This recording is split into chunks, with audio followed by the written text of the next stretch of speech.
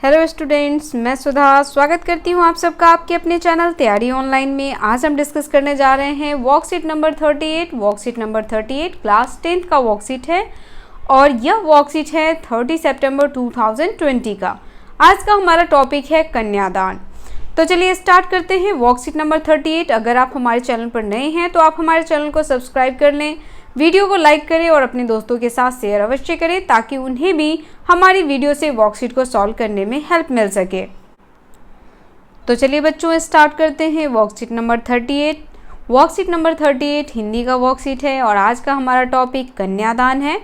कन्यादान कविता है और यह लिखा गया है ऋतुराज के द्वारा। कवि ऋतुराज की कविता है कन्यादान। ऋतुराज का जन्म कहाँ हुआ? तो ऋतुराज का जन्म 1940 में भरतपुर राजस्थान में हुआ।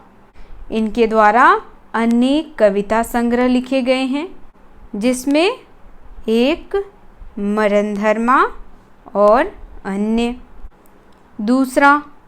दूसरा इनका है पुल पर पानी। देखिए मैं यहाँ पे लिख दे रही हूँ, पुल पर पानी। तीसरा है सूरत नीरत।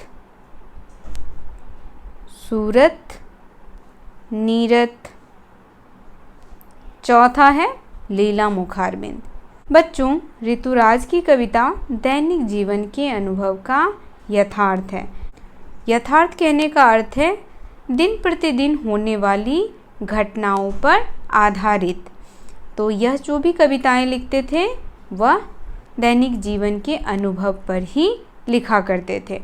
और आज की जो हमारी कविता है कन्यादान, यह भी क्या है? दैनिक जीवन के अनुभव का यथार्थ है। अब देखिए कन्यादान यानी कन्या का दान। यहाँ देखिए कन्यादान कविता में माँ जो है वह अपनी बेटी को स्त्री की परंपरागत आदर्श रूप से हटाकर क्या कर रही हैं? सीख दे रही हैं। यहाँ बेटी अपने ससुराल जा रही है और माँ उसे बहुत सी बातें सिखा रही है।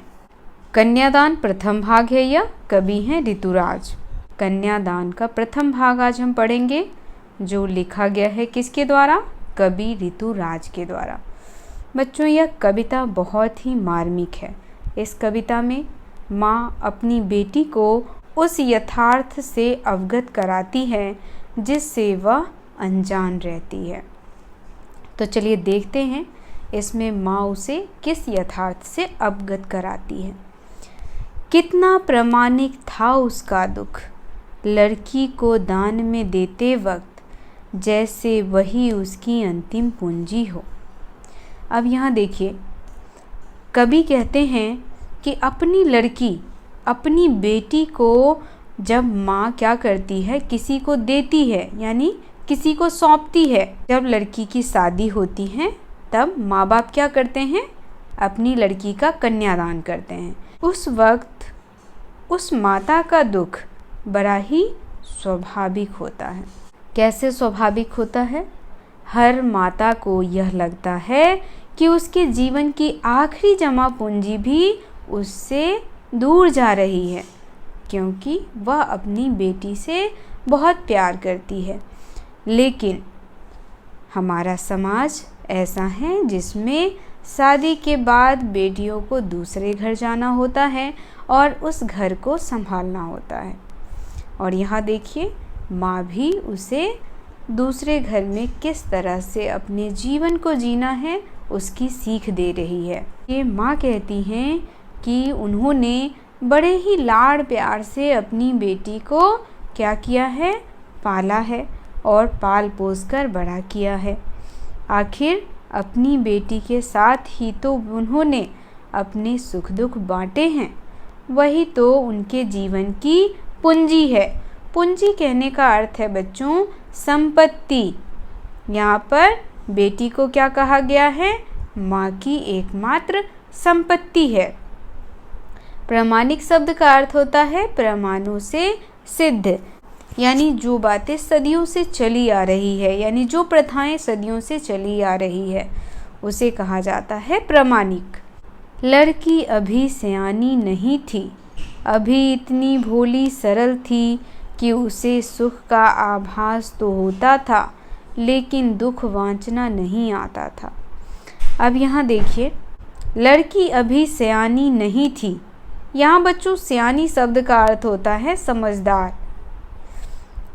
तो यहाँ कवि कह रहे हैं कि लड़की क्या नहीं थी, सयानी नहीं थी, यानी वह समझदार नहीं थी, बहुत ही भोली भाली और मासूम थी। अभी इतनी भोली सरल थी कि उसे सुख का आभास तो होता था। उसे किसका आभास होता था? सुख का। लेकिन दुख बाँचना नहीं आता था। बाँचना शब्द का अर्थ है बच्चों पढ़ना। वह सुख का अनुभव तो कर लेती थी लेकिन दुख का अनुभव उसने नहीं किया था, उसे यह नहीं आता था। इसीलिए यहाँ जो हमारे कवि हैं ऋतुराज जी, वह कहते हैं लड़की बड़ी हो गई थी, यानी सयानी हो गई थी, लेकिन दुनियादारी की समझ अभी तक उसमें नहीं आई थी। उसने अभी तक अपने घर के बाहर की दुनिया नहीं देखी थी। उसे जीवन की जटिलता का आभास नहीं था। आभास यानी एहसास। उसे किसका एहसास नहीं था? तो जीवन में आए उन जटिल परिस्थितियों का आभास नहीं था जो परिस्थितियाँ शादी के बाद आती हैं। उसका जीवन अभी कैसा था? बहुत ही सरल, यानी अभी तक वह अपनी जीवन को सरलता से जीती हुई आ रही थी। यही कारण है उसे खुशियाँ तो मनाने आता था लेकिन परेशानियों को झेलना नहीं आता था। परेशानियों का सामना करना उसे नहीं आता था। पाठिका थी वह धुंधले प्रकाश की, कुछ तुकों और कुछ लयबद्ध पंक्तियों की। अब यहाँ देखिए, कवि कह रहे हैं अपने घर से बाहर की दुनिया उसके लिए क्या थी? एक धुंधली प्रकाश। धुंधले प्रकाश कहने का अर्थ यहाँ पे है बच्चों धुंधली तस्वीर, यानी वह अभी तक अपने घर के अंदर की दुनिया को ही देखी थी। उसने क्या नहीं देखा था? घर के बाहर की दुनिया नहीं देखी थी, क्योंकि उसने अभी तक घर के बाहर कदम ही नहीं रखे थे और ना ही उसने बाहर की दुनिया में कभी वक्त गुजारा था। इसीलिए यहाँ कवि कहते हैं कि अभी तक उसके संपूर्ण जीवन का विकास नहीं हुआ था। अभी वह भोली बच्ची केवल सुखों की कल्पना में जी रही थी, क्योंकि उसने अभी बाहरी दुनिया को नहीं देखा और उसे उस वास्तविकता का ज्ञान नहीं है जो बाहरी दुनिया का सामना करने से मिलता है। तो चलिए अब हम कविता में दिए गए भावार्थ को भी समझ लेते हैं। यहाँ देखिए कुछ शब्दार्थ हैं। प्रामाणिक प्रमाणों से सिद्ध, सयानी समझदार, बड़ी, आभास यानी एहसास, बाँचना यानी पढ़ना या समझना। आप यहाँ पे लिख सकते हैं समझना। अभी उसे क्या नहीं था? समझ नहीं था। लयबद्ध यानी सुरताल। तो अब हम देखेंगे भावार्थ क्या है हमारा।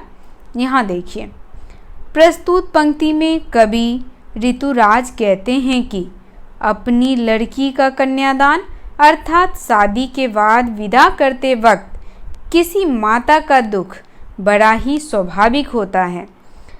हर माता को यह लगता है कि उसके जीवन की आखिरी जमा पूंजी भी उससे दूर चली जा रही है। बड़े ही लाड़ दुलार से उन्होंने अपनी बेटी को पाल पोस कर बड़ा किया था। आखिर अपनी बेटी के साथ ही तो वे अपने जीवन का सुख दुख बांटती थीं। वही तो उनके जीवन की साथी थी, पर अब यह साथी भी उनसे दूर चली जा रही थी। आगे देखिए, आगे कवि कहते हैं लड़की बड़ी तो हो गई थी लेकिन पूरी तरह से सयानी नहीं हुई थी, अर्थात दुनियादारी की समझ अभी तक उसमें नहीं आई थी। उसने अभी तक अपने घर के बाहर की दुनिया नहीं देखी थी। उसे जीवन की जटिलता का सामना नहीं करना पड़ा था। उसका जीवन अभी तक बड़ी सरलता से बीत रहा था।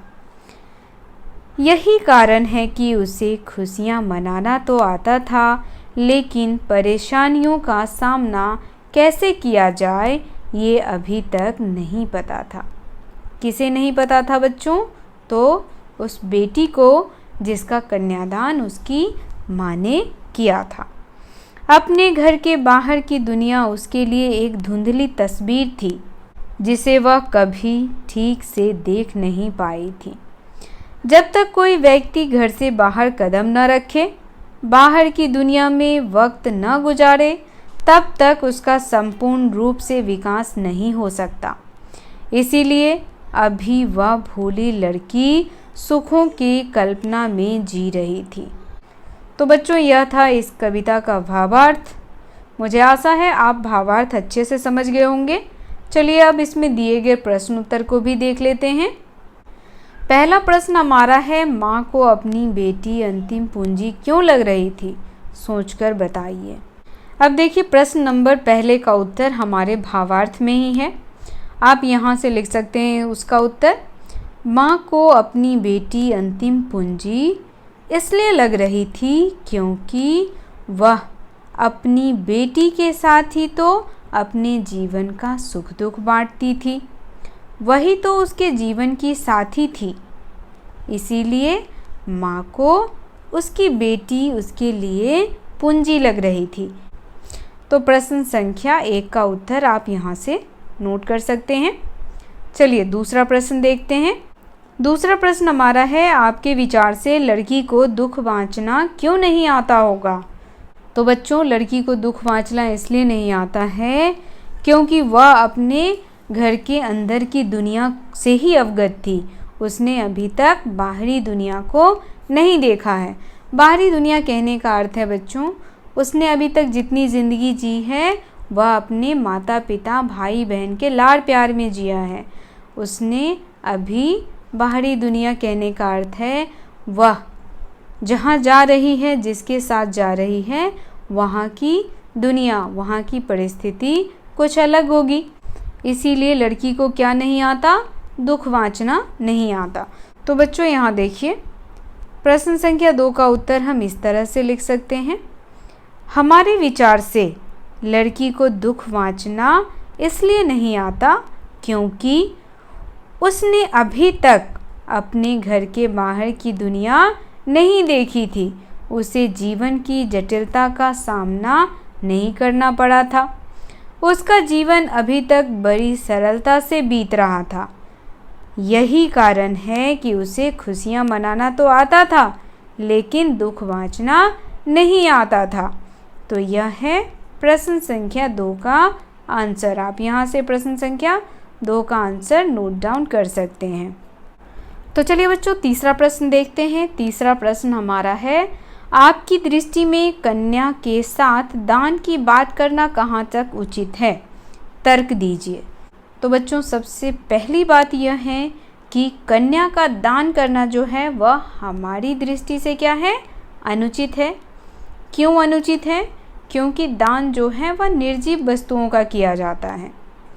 हम दान करने के बाद उस चीज़ को दोबारा अपने पास नहीं रखते। लेकिन कन्या क्या है? सजीव है। इसीलिए कन्या का दान करना जो है वह अनुचित है। तो चलिए हम इस पे कुछ तर्क लिखते हैं। यहाँ इसका आंसर देखिए। हमारी दृष्टि में कन्या का दान करना उचित नहीं है क्योंकि दान तो वस्तुओं का किया जाता है। कन्या तो सजीव है जिसकी अपनी इच्छा होती है, रुचि होती है, पसंद, समझ इत्यादि होती है। चाहे उसकी शादी क्यों ना हो जाए, उसका अपने परिवार यानी अपने माता पिता भाई बहन अपने घर से संबंध हमेशा बना रहता है। इसीलिए कन्यादान क्या है? हमारी दृष्टि में अनुचित है। आप भी हमें कमेंट में बताएं कि आप क्या सोचते हैं कि कन्यादान उचित है या अनुचित। अगला प्रश्न हमारा है, भाव स्पष्ट कीजिए। आपको क्या करना है? भाव स्पष्ट करना है। पंक्ति दी हुई है यहाँ पे कविता की। पाठिका थी वह धुंधले प्रकाश की, कुछ तुकों और कुछ लयबद्ध पंक्तियों की। किसकी पाठिका थी वो? धुंधले प्रकाश की। तो बच्चों प्रश्न संख्या 4 का उत्तर इस तरह से आपको लिखना है। कविता की यह पंक्ति कन्यादान शीर्षक से ली गई है। कवि ऋतुराज इन पंक्तियों के माध्यम से यह कहना चाहते हैं कि क्या कहना चाहते हैं, तो यहाँ देखिए, अपने घर के बाहर की दुनिया उसके लिए एक धुंधली तस्वीर की तरह थी जिसे वह कभी ठीक से देख नहीं पाई थी। इसीलिए वह बाहरी दुनिया से क्या नहीं कर पा रही थी, लयबद्ध यानी कि जुड़ नहीं पा रही थी। तो ये हो गया क्या, प्रश्न संख्या 4 का उत्तर। यहाँ से आप लिख सकते हैं कि अपने घर के बाहर की दुनिया उसके लिए एक धुंधली तस्वीर की तरह थी जिसे वह कभी ठीक से देख नहीं पाई थी, और यही मुख्य वजह था कि वह बाहर की दुनिया से और घर के अंदर की दुनिया दोनों में तालमेल नहीं बिठा पा रही थी। अगला प्रश्न बच्चों गतिविधि है। विवाह के समय कोई माँ अपनी बेटी को क्या क्या सीख देती है, कल्पना कर व बड़ों से चर्चा करके लिखिए। तो बच्चों माँ हमेशा अपनी बेटी को अच्छी सीख देती है, तो यहाँ भी माँ अपनी बेटी को अच्छी सीख देगी। माँ कहेगी कि अपने ससुराल में क्या करना, सभी के साथ मिलजुल कर रहना, कभी किसी की बुराई नहीं करना, सबका सम्मान करना। तो ये वर्कशीट यहीं समाप्त होता है। मिलते हैं अगले वर्कशीट में। वर्कशीट आपको कैसा लगा आप हमें कमेंट करके बताइए। वीडियो को लाइक करें और अपने दोस्तों के साथ शेयर करना बिल्कुल ना भूलें। अगर आप हमारे चैनल पर नए हैं तो आप हमारे चैनल को सब्सक्राइब कर लें, बेल आइकन को दबाएं ताकि सभी नोटिफिकेशन आप तक पहुंचता रहे। तो मिलते हैं अगले वर्कशीट में। आप सबका धन्यवाद।